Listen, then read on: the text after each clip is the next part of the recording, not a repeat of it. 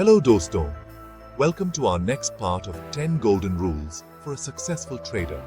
Stock market में invest करना आपके पैसे को बढ़ाने का एक बहुत बड़ा मौका देता है, लेकिन किसी भी इन्वेस्टमेंट की तरह स्टॉक मार्केट में भी रिस्क होता है। स्टॉक मार्केट में सक्सेस पाने के लिए इन रिस्क्स को समझना और उनसे बचने के तरीके सीखना बहुत जरूरी है। यह गाइड नए ट्रेडर्स के लिए एक रोड मैप की तरह है जो उन्हें स्टॉक मार्केट के कॉम्प्लेक्सिटीज और रिस्क्स को समझने में हेल्प करेगा। स्टॉक मार्केट में सफल होने के लिए आपको फाइनेंशियल इंस्ट्रूमेंट्स, मार्केट ट्रेंड्स और इकोनॉमिक इंडिकेटर्स की अच्छी नॉलेज होनी चाहिए, लेकिन कभी-कभी एक्सपीरियंस ट्रेडर्स को भी अनएक्सपेक्टेड लॉसेस का सामना करना पड़ सकता है। यहीं पर रिस्क मैनेजमेंट काम आता है।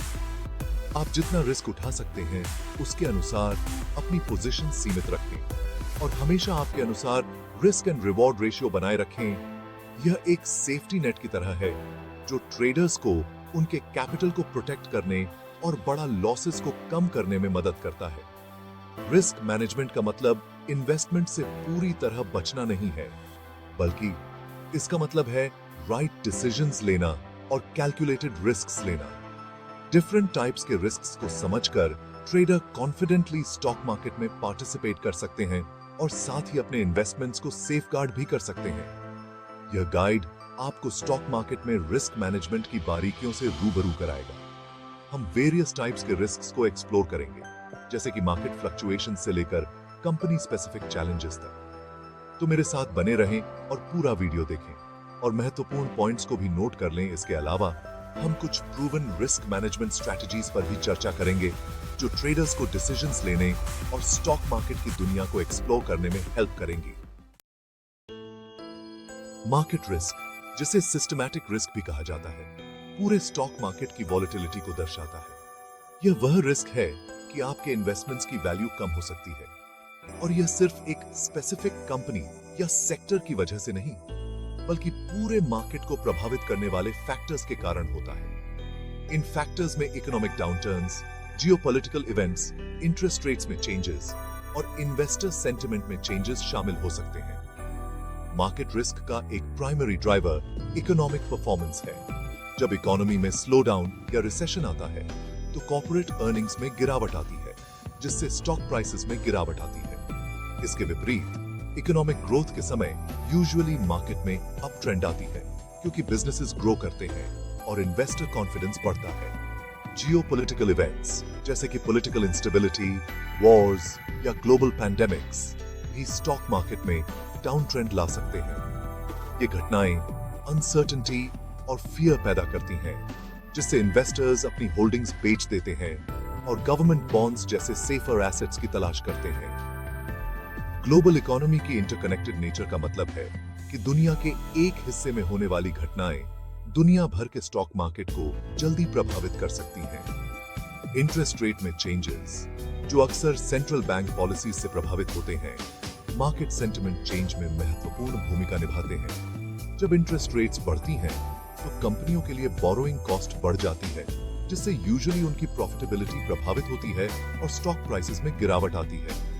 इसके विपरीत कम इंटरेस्ट रेट्स इकोनॉमिक एक्टिविटी को स्टिमुलेट कर सकती हैं और स्टॉक वैल्यूएशंस को बूस्ट कर सकती हैं। इन्वेस्टर सेंटिमेंट, जो अक्सर न्यूज फ्लो, मार्केट रूमर्स और सोशल मीडिया ट्रेंड्स से होता है, शॉर्ट टर्म मार्केट मूवमेंट्स को इफेक्ट कर सकता है। पॉजिटिव सेंटिमेंट से मार्केट में कॉन्फिडेंस आ सकता है और प्राइसेस बढ़ सकती हैं, जबकि नेगेटिव सेंटिमेंट फियर पैदा कर सकता है और सेल ऑफ्स को ट्रिगर कर सकता है। मार्केट रिस्क को नेविगेट करने के लिए इन फैक्टर्स के कनेक्शन को समझना बहुत जरूरी है। मार्केट रिस्क जहां पूरे मार्केट को अफेक्ट करता है, वहीं कंपनी स्पेसिफिक रिस्क, जिसे अनसिस्टमैटिक रिस्क भी कहा जाता है, इंडिविजुअल कंपनीज के परफॉर्मेंस से जुड़ा होता है। यह रिस्क उन फैक्टर्स के कारण क्रिएट होता है जो किसी पर्टिकुलर कंपनी के लिए यूनिक होते हैं, जैसे कि उसकी मैनेजमेंट टीम, बिजनेस मॉडल और financial health. Company specific risk का एक महत्वपूर्ण पहलू मैनेजमेंट क्वालिटी एंड रूमर्स है। एक स्ट्रॉन्ग और एक्सपीरियंस्ड मैनेजमेंट टीम प्रॉब्लम को फेस कर सकती है और सस्टेनेबल ग्रोथ को गति दे सकती है। इसके विपरीत रॉन्ग मैनेजमेंट टीम और एक्सपीरियंस की कमी इन्वेस्टर कॉन्फिडेंस को कम कर सकते हैं और कंपनी के स्टॉक प्राइस को नकारात्मक रूप से अफेक्ट कर सकते हैं। Financial health company specific risk का एक महत्वपूर्ण निर्धारक है। High debt levels, inconsistent earnings या खराब कैश फ्लो मैनेजमेंट वाली कंपनियां इकोनॉमिक डाउनटर्न्स या इंडस्ट्री स्पेसिफिक रिस्क के प्रति अधिक इफेक्टिव होती हैं। इन्वेस्टर्स यूजुअली कंपनी की फाइनेंशियल स्टेबिलिटी और रिस्क प्रोफाइल का आकलन करने के लिए फाइनेंशियल स्टेटमेंट्स जैसे कि बैलेंस शीट्स और इनकम स्टेटमेंट्स की चेक करते हैं। इन्वेस्टर्स को कंपनी के track record, industry dynamics, competitive landscape, management team और फाइनेंशियल हेल्थ जैसे फैक्टर्स पर विचार करना चाहिए। इन पॉइंट्स को समझने से इन्वेस्टर्स को अधिक इन्फॉर्म्ड डिसीजंस लेने और इंडिविजुअल कंपनी से जुड़े रिस्क को मैनेज करने में हेल्प मिल सकती है। Section 4, liquidity risk, smooth transactions सुनिश्चित करना। स्टॉक मार्केट में लिक्विडिटी शो दिखाता है कि कितनी मात्रा में ट्रेडिंग हो रहा है ताकि आपको उचित मूल्य पर स्टॉक मिल सके। हाई लिक्विडिटी स्टॉक्स जिनका अक्सर कारोबार होता है और जिनके बायर्स और सेलर्स की संख्या अधिक होती है, जिससे इन्वेस्टर्स जल्दी और उचित बाजार मूल्य पर पोजीशन में बाय कर सकते हैं या सेल कर सकते हैं। जब किसी स्टॉक में लिक्विडिटी कम होती है तो इन्वेस्टर्स को अपने डिजायर्ड प्राइस पर ट्रेड्स को एग्जीक्यूट करने में प्रॉब्लम का सामना करना पड़ सकता है। लार्ज बाय या sell orders significant price movements बना सकते हैं, जिससे अनफेवरेबल एग्जीक्यूशन प्राइसेस मिल सकते हैं। ये रिस्क उन इन्वेस्टर्स के लिए है जो किसी पर्टिकुलर स्टॉक की बड़ी मात्रा में बाय या सेल करना चाहते हैं। कई फैक्टर्स किसी स्टॉक की लिक्विडिटी को प्रभावित कर सकते हैं।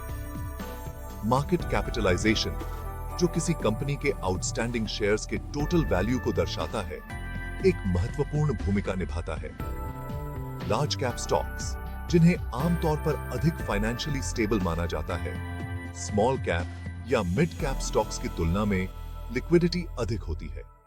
हाई ट्रेडिंग वॉल्यूम वाले स्टॉक्स अधिक बायर्स और सेलर्स को आकर्षित करते हैं, जिससे एक अधिक लिक्विड मार्केट बनता है और आप फेयर वैल्यू पर स्टॉक बाय और सेल कर सकते हैं। न्यूज़ फ्लो, अर्निंग्स अनाउंसमेंट्स और मार्केट सेंटिमेंट जैसे कारक ट्रेडिंग वॉल्यूम और परिणाम स्वरूप लिक्विडिटी को प्रभावित कर सकते हैं। इन्वेस्टर्स को लिक्विडिटी रिस्क पर सावधानी पूर्वक विचार करना चाहिए, खासकर स्मॉल कैप स्टॉक्स या लिमिटेड ट्रेडिंग वॉल्यूम वाले स्टॉक्स में इन्वेस्ट करते समय।